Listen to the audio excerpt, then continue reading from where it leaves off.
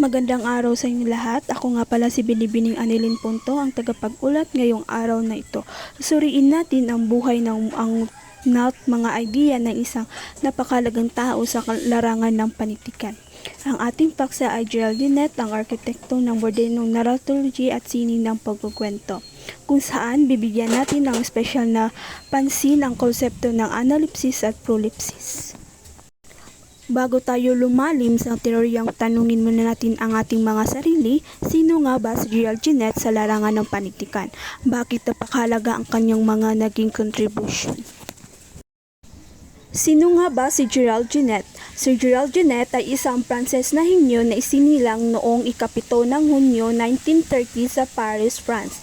Pumanaw siya noong 2018, ngunit iniwan niya ang isang malaking pamana na siya ay kinikilala bilang isa sa mga pinaka-impluwensyang literary theorist na ika-20 siglo.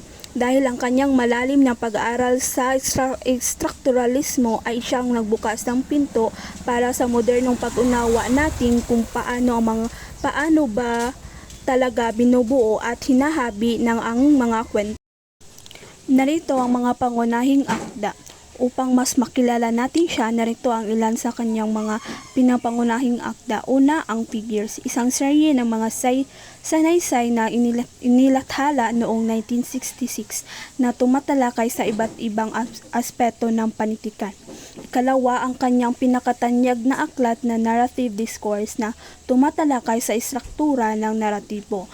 At ikatlo, ang Palipsis na inilathala noong 1982 na tumatalakay naman sa ugnayan ng iba't ibang teksto.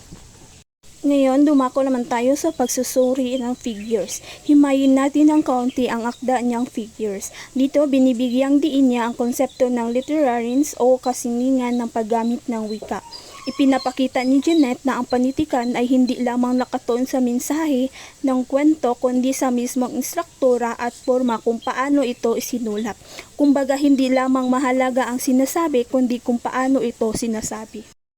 Ngayon, dumako naman tayo sa Narrative Discourse. Ang sumusunod naman ay ang kanyang obra maestra, ang Narrative Discourse noong 1972. Dito pinapakilala ni Ginet ang isang sistematikong paliwanag kung paano gumagana ang oras, pananaw at boses sa loob ng isang naratibo. Dahil sa aklat nito, nabigyan ng isang malinaw na framework o batayan ang mga manunulat at kritiko upang masuri ang iba't ibang teknik sa pagkukwento.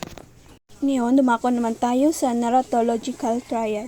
Una, ang story, ang tumutukoy sa mismong pangyayari sa kwento. Ito ang nilalaman ang mga tauhan, tagpuan at mga pangyayaring nagaganap sa tamang pagkasunod-sunod. Ikalawa, ang recite o narrative ay paraan kung paano ikinukwento ang mga pangyayaring iyon. Dito makikita kung paano inaayos, pinapakita ang kwento sa teksto. Maaring may flashback o hindi sunod-sunod ang daloy. Ikatlo, ang narration, ang proseso ng pagsasalaysay. Ito ang kilos o paraan kung paano isinisagawa ang pagkukwento. Samantala, ang narrating ay ang aktwal na pagsasabi o pagbibigay ng kwento.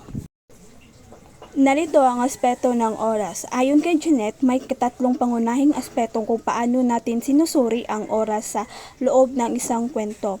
Una, ang order or ayos, kailan ba nangyari sa ang aksyon. Pangalawa, ang duration o tagal, gaano katagal ang nangyari ang aksyon. At pangatlo, ang frequency o dalas, ilang beses binabanggit sa teksto ang particular na action na iyon.